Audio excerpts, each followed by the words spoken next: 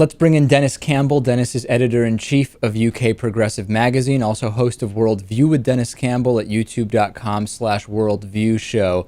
Denis, the Syrian situation is developing quickly. President Obama has said that a decision has not yet been reached, but by many accounts, some kind of military action in Syria is all but a foregone conclusion. The public opinion polls are not particularly thrilled with this, and not that we should always decide foreign policy based on public opinion, but as a point of note, a new Reuters poll shows about 60% of Americans believing that the U.S. should stay out of the conflict, even more negative numbers in the U.K. Let's start with what exactly are the reasons on the table for the UK-U.S. consideration of military action right now? Well, both governments seem to think rather conclusively that there is evidence. There's been some argument today in the House of Commons here that that evidence was indeed supplied by Israeli Mossad, that indeed chemical weapons were used by Assad on his own people.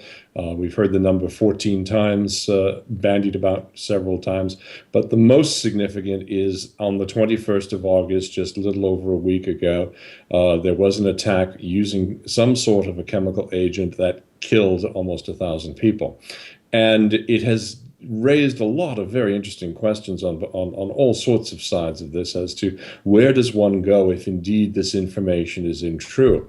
I heard George Galloway, who's a very fiery member of Parliament, say, well, why would he use the opportunity knowing that the UN inspectors were there in Damascus, in Syria, to actually launch a chemical attack when that's what they're there to try and find evidence of. Some are saying that he's completely insane, and others have compared this to the series of action-reaction that led up to the disaster that we know as World War I, which is about to have its centenary here. So, and of course, all of the references go back to what happened in 2003 when weapons of mass destruction were not discovered in Iraq, and that, of course, led to the war on the basis of the search for weapons of mass destruction.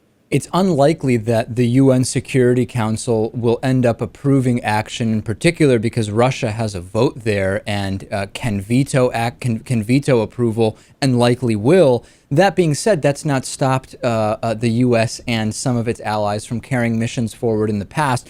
One of the issues I'm seeing, Denis, is that chemical weapons alone may or may not be the correct red line for whether to use military force. And the problem is that even the most successful campaign of cruise missile strikes would not destroy all of Syria's chemical weapons. So then we have to start evaluating, well, let's assume you can get some of them, but not all. What are the implications after whatever strike takes place? That seems to be the most complicated issue. Whether or not you believe in using force and whether or not you believe it is justified here, what happens afterwards? Well, that's the that's the real question that's on the table right now. And you've got a situation where there are so many moving parts to this situation that any one of them could go basically upside down at any moment. I mean, we've got a situation where, okay, so we're not going to be targeting, according to the latest administration statements in the United States, as well as the debate that's gone on here in Parliament all day, any of those supply stocks, because there's fear that those stocks would then contaminate people and it could downwind blow and harm other people. But the real issue then becomes, well, how crazy is the leader, Bashar al-Assad of Syria? Is he likely to then turn around and say attack Israel with missiles with gas in them? And you've seen all weekend long Israelis lining up to renew their gas masks. You're seeing all kinds of situations. What you don't know is what will happen afterwards, because you have Iran very publicly now supporting the Assad regime. Indeed, they were called in earlier today by Assad to help and to stop any sort of action or attack. You have Russia claiming that the submarines and ships that are now in the Mediterranean were part of ongoing exercises, yet this morning the announcement was made here that indeed those are going to be there as the U.S. destroyers begin lobbing cruise missiles. You're looking at a very classic situation where action reaction could lead to a much broader and wider conflict. The other issue you have is a number of commentators I've seen have just said no matter what we do, we are not going to improve our standing in that part of the world. One commentator I read, I think it was in Slate magazine this morning, just said, let it bleed. And as callous as that may sound, that may actually not be the worst situation you could have, because involving us in any form, unless it's going to be meaningful, is not going to work. I mean, we're not going to get this madman to back down. He's clearly capable of using gas on his own people. Just be thankful he's not running the Iranian nuclear program at this point. But if he's in bed with them, anything is indeed possible. So there are no easy answers for President Obama.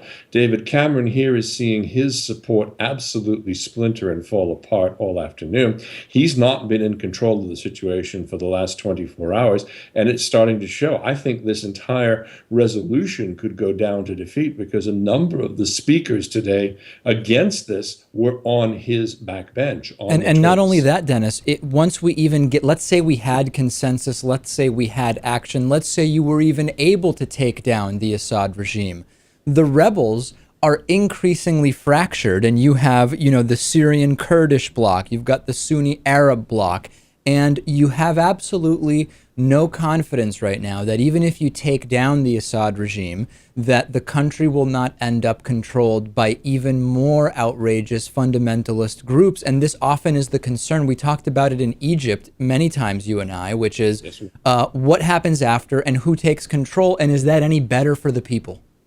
And in 1979, 1980, you know, when the Russians were involved in a horrific struggle inside of Afghanistan, we provided money and arms and support to none other than Osama bin Laden and the Taliban. So our foreign policy in this region of the world, and by ours I mean the United States and the United Kingdom, has been anything but good. I mean, we have done nothing but make situations worse. We've ignored atrocities by Saddam Hussein, by Hosni Mubarak, by Bashar al-Assad, by Ben Ali in Tunisia, at the cost of maintaining the peace in that particular region. And that has come back to bite us 2.5 years ago now during the start of the Arab Spring uprising when we had no seat at the table.